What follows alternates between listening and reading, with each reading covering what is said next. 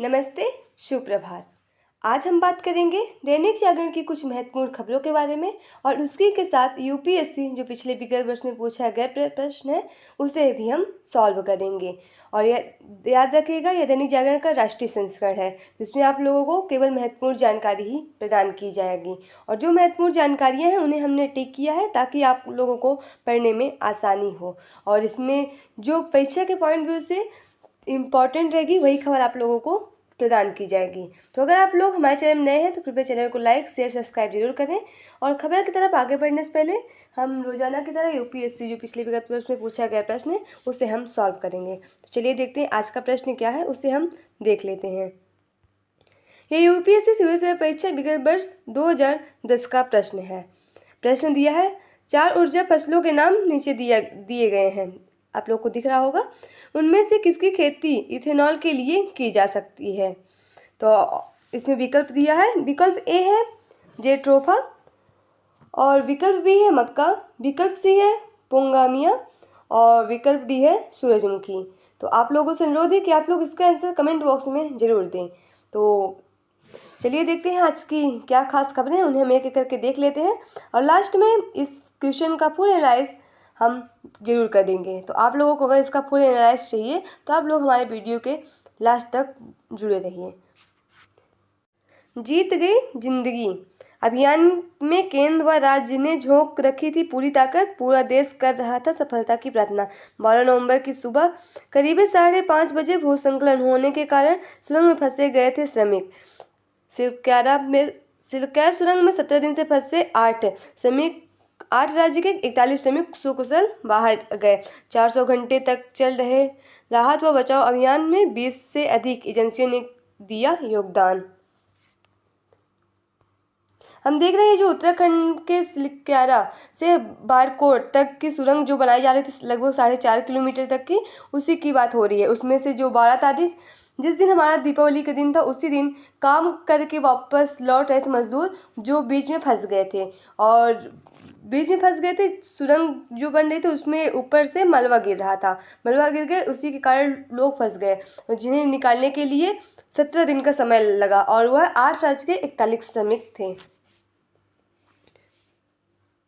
उत्तराखंड में सुरंग में फंसे समस्त कर्मचारियों को बचाने की जानकारी मिलते ही खुश हुई राष्ट्रपति द्रौपदी मुर्मू। 17 दिनों से बाधाओं के बीच चल रहे बचाव अभियान में उनकी हिम्मत मानवीय शक्ति का प्रमाण है। उनके राष्ट्र उनके धैर्य को सलाम करता है। अत्यधिक कठिन अभियान में लगी टीम को भी बधाई दी और सभी भाइयों को बचाव अभियान की सफलता भावुक कर देने वाली है। जो साथी फंसे हुए हैं उनसे मैं कहना चाहता हूं कि आपका साहस व धैर्य प्रेरित करने वाला है। मैं आपके उत्तम स्वास्थ्य की कामना करता हूँ। ये हमारे प्रधानमंत्री नरेंद्र मोदी जी कह रहे हैं। सभी लोगों ने जैसे गृह मंत्री अमित शाह और रक्षा मंत्री राजनाथ सिंह ने भी उन्हें बधाई दी। कनाडा नहीं अमेरिकी जांच में सहयोग कर रहा है भारत। ये कनाडा में भारत के उच्चायुक्त संजय वर्मा ने कहा कि भारत सरकार अमेरिका के साथ खालिस्तानी आतंकी गुरपंत सिंह पन्नू की हत्या की कोशिश मामले में जांच सहयोग कर रही है न कि कनाडा के साथ सारे में जून में हुई खालिस्तानी आतंकी हरदीप सिंह निज्जर की हत्या के मामले में है। हम देख रहे हैं जो हरदीप सिंह निज्जर की हत्या हुई थी जो अमेरिका का खालिस्तानी था, उसी की बात हो रही है। तभी ये कनाडा ने भारत पे आरोप लगाया था, तभी से कनाडा और भारत का संबंध कुछ ठीक चल नहीं रहा है।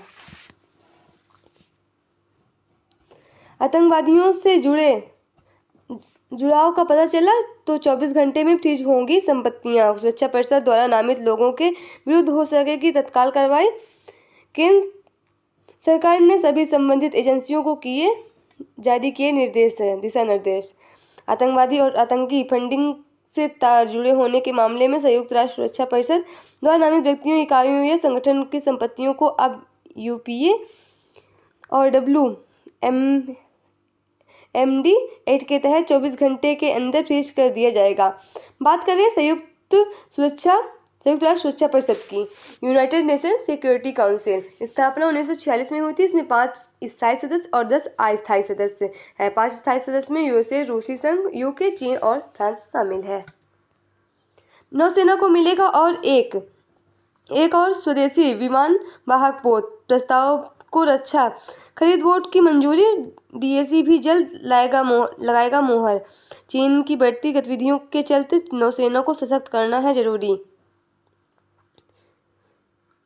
हम देख रहे हैं कि रक्षा खरीद बोर्ड डीपीडी ने दूसरे स्वदेशी विमान पोत के संबंधित भारतीय वायुसेना के महत्वाकांक्षी प्रस्ताव में सैद्धांतिक मंजूरी दे दी है। दूसरे स्वदेशी विमान पोत के निर्माण में लगभग 40,000 करोड़ रुपए की खर्च होने का अनुमान है। यह निर्णय ऐसे समय में लिया गया जब हिंद महासागर क्षेत्र में चीन की विस्तारवादी गतिविधियां काफी आक्रामक हो गई है।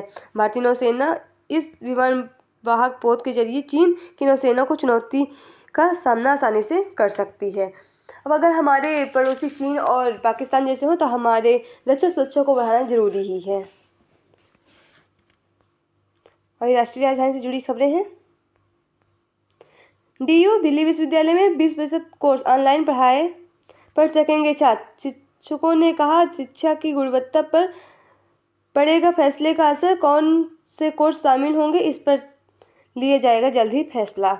न्याय तक समान पहुंच की राह में अंग्रेजी भाषा और खर्च बड़ी बाधा है, ये हमारी माननीय राष्ट्रपति द्रौपदी मुर्मू कह रही। मुर्मू ने कहा बाधाएं दूर हो, न्याय प्राप्त करने में सहूलियत बढ़नी चाहिए। सीजीआई चंद्रचूड़ बोले कानूनी सहायता का अधिकार जल्द से जल्द लागू होगा।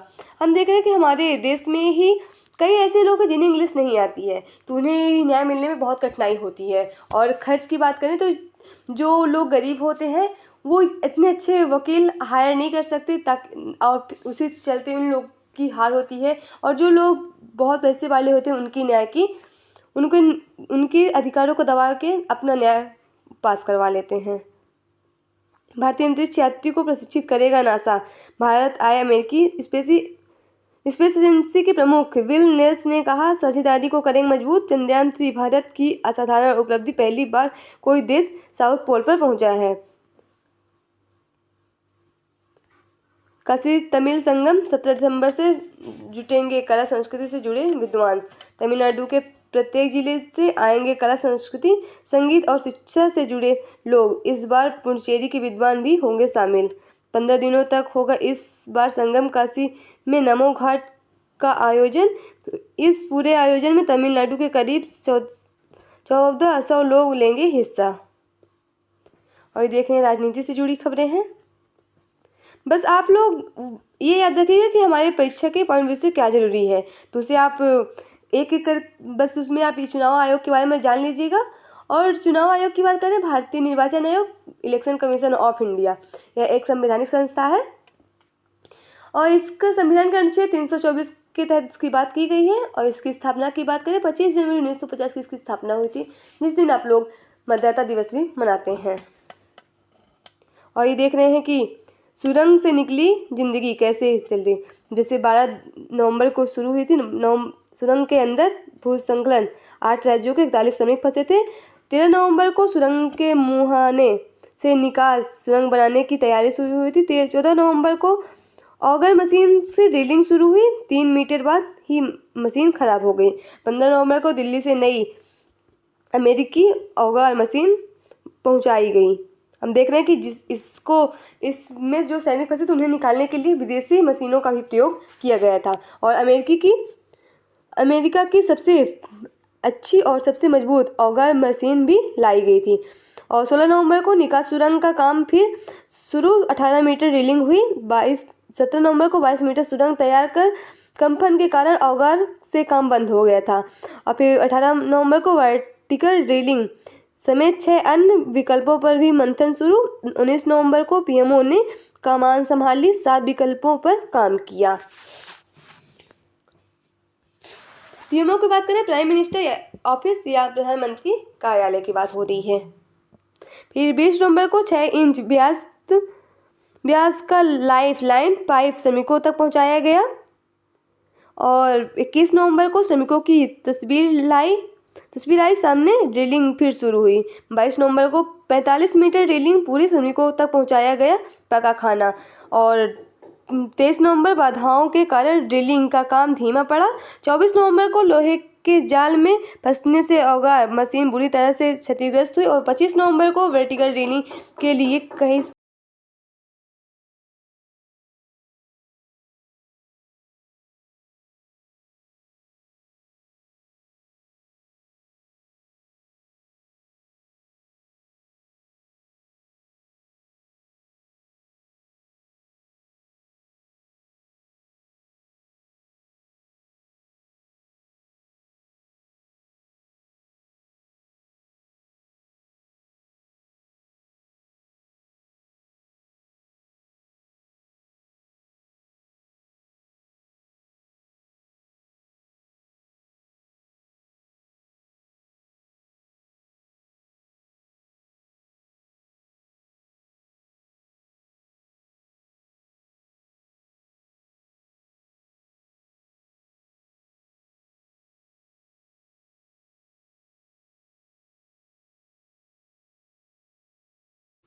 25 नवंबर वर्टिकल ड्रिलिंग। 25 नवंबर वर्टिकल ड्रिलिंग से कई किले कसी कमर पहुंचाई गई मशीनें वर्टिकल ड्रिलिंग। और 26 नवंबर वर्टिकल ड्रिलिंग शुरू, रात तक 20 मीटर ड्रिलिंग पूरी हुई। और 27 नवंबर को रेड माइनर्स को मोर्चे पर उतारा, वर्टिकल ड्रिलिंग भी शुरू। और 28 नवंबर को हॉरिजॉन्टल निकास सुरंग तैयार श्रमिकों तक पहुंचाए गए। यहाँ पर रेड माइनर्स की एक जगह बात हुई है। रेड होल माइनर्स तकनीक, यह चूहे की तरह बिल खोदकर मालवा निकालते हैं और इसे 2014 में बैन कर दिया गया था, लेकिन इस अभियान को पूरा करने के लिए इसे फिर से लागू किया गया। हम देख रहे हैं कि किस तरह से लोगों को निकालने के लिए कितने प्रयास किए गए और कई प्रक्रियाओं का, कई मशीनों का प्रयोग किया गया, तब लोगों को बाहर निकाला गया। और इसमें कई विदेशी यानी अमेरिका की जो सबसे महत्वपूर्ण, सबसे तकनीकी वाली मशीन को भी लाया गया इस अभियान को पूरा करने के लिए।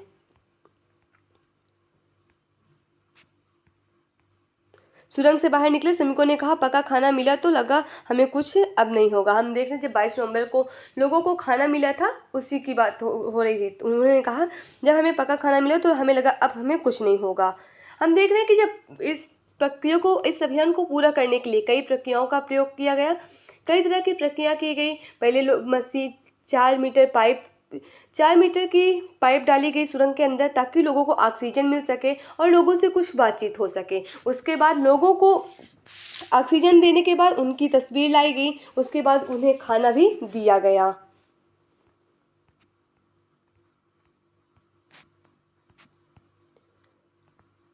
बंगाल के नगर पालिका भर्ती घोटाले में एक मंत्री पर ईडी की नज़र।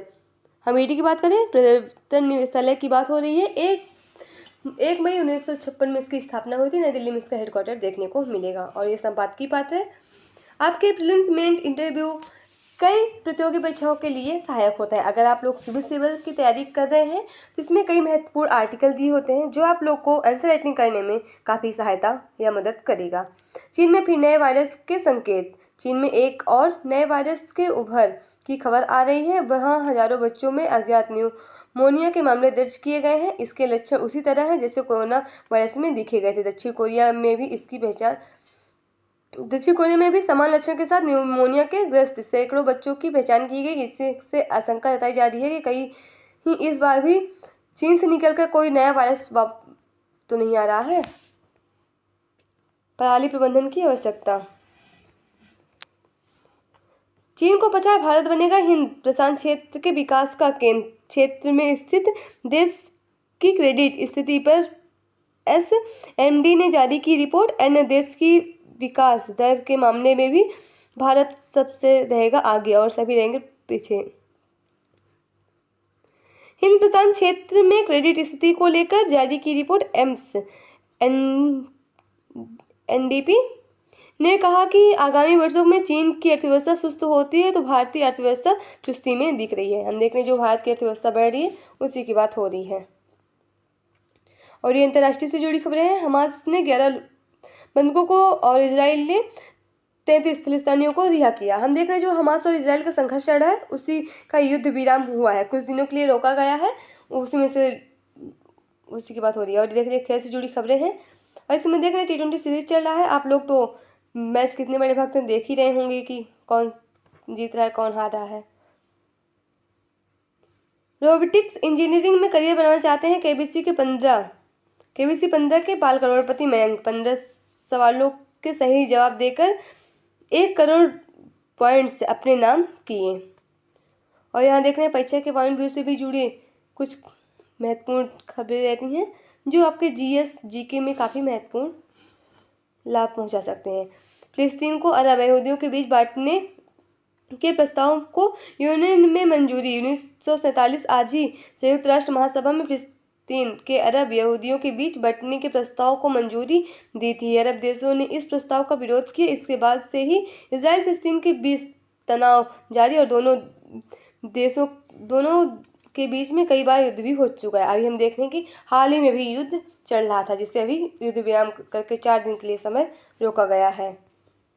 और यहाँ मूवी से जुड़ी कुछ खबरें रहती हैं, अगर आप लोग को इंटरेस्ट हो तो पढ़ लीजिएगा। तो आज की खबरें यहीं समाप्त होती हैं। अगर आप लोग को इसमें से थोड़ी भी जानकारी मिलती है तो आप लोग हमारे चैनल को लाइक शेयर सब्सक्राइब जरूर करें। और अगर आप लोग के पास कोई महत्वपूर्ण जानकारी है वो आप लोग हमसे साझा कर सकते हैं। अगर आप लोग के पास कोई सुझाव है तो भी आप लोग हमसे साझा कर सकते हैं। आप लोग मुझे बता सकते हैं कि कौन सी गलतियाँ हैं उन्हें हम सुधार सकें। तो चलिए प्रश्न जो था उसे थोड़ा सा देख लेते हैं। और प्रश्न 4 ऊर्जा फसलों के नाम नीचे दिए गए, जैसे जेट्रोफा, मक्का, पोगामिया, सूरजमुखी। उनमें से किसकी खेती इथेनॉल के लिए की जा सकती है? तो इसका राइट आंसर होगा विकल्प दूसरा यानी बी, मक्का, इसका सही आंसर होगा। अब हम थोड़ी बात कर लेते हैं इथेनॉल के बारे में।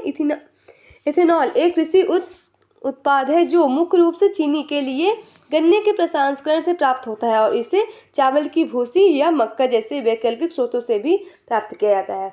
तो आप देखते हैं उनमें से इसमें क्वेश्चन दिए किसकी खेती इथेनॉल के लिए की जा सकती है।